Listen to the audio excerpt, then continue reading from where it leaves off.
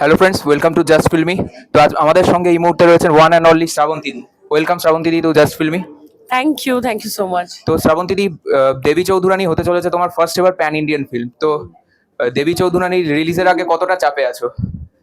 দেখো, চাপ তো আছেই, অবশ্যই আমার উপর গুরু দায়িত্ব আছে। কারণ এই চরিত্রটা এর আগে সুচিত্রা সেন করেছেন, আমাদের মহানায়িকা করেছেন।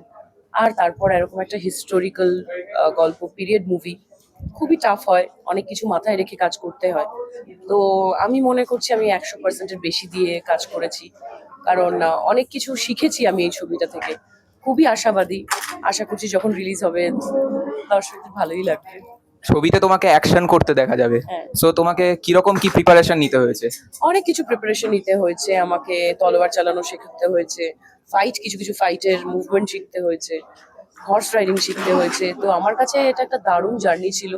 আর এটা অনেক দিন ধরে, যেহেতু একটা বড় ছবি, একটা প্যান ইন্ডিয়া রিলিজ করতে চলেছে, তো সেই জন্য এর পেছনে অনেকটা পরিশ্রম আছে, শুধু আমার একার নয়, আমার পুরো টিমের।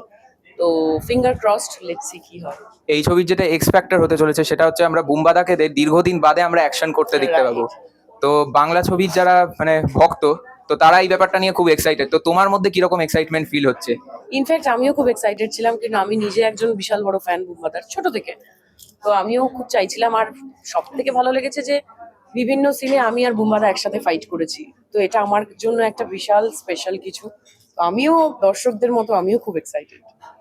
আর অনেক দিন আগে সুচিত্রা সেন দেবী চৌধুরানী ক্যারেক্টারটা প্লে করেছিলেন। তো কি মনে হচ্ছে, কোথাও গিয়ে কি সুচিত্রা সেনের সঙ্গে তোমার একটা কম্প্যারিজন আসবে? এটা আমি স্বপ্নেও ভাবতে পারি না।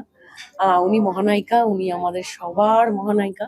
আমি আমার মতো করেছি। আমাকে যে চরিত্রটা দেওয়া হয়েছে দেবী চৌধুরানীর, আমাকে যে করা হয়েছে, তাতে আমি আমার ডিরেক্টর শুভ্রজিৎ দাকে ধন্যবাদ জানাতে চাই। অ্যাটলিস্ট আমি যে পারবো সেটা ওনারা ভেবেছেন, এটাই আমার কাছে অনেক। আর আরজি করের ইনসিডেন্টটা নিয়ে কি বলতে চাও? দেখো, আরজি করের ইনসিডেন্টটা সত্যি খুবই মর্মান্তিক। মানে যখনই ভাবছি মনটা খুবই খারাপ হয়ে যাচ্ছে, কিন্তু দেখো, আমাদের লড়তে হবে, আমাদের প্রোটেস্ট চালিয়ে যেতে হবে। কাজের সাথে সাথে কাজও যেমন করব, তার সাথে আমরা অভয়ের জন্য জাস্টিস চাইবো, প্রোটেস্ট করব।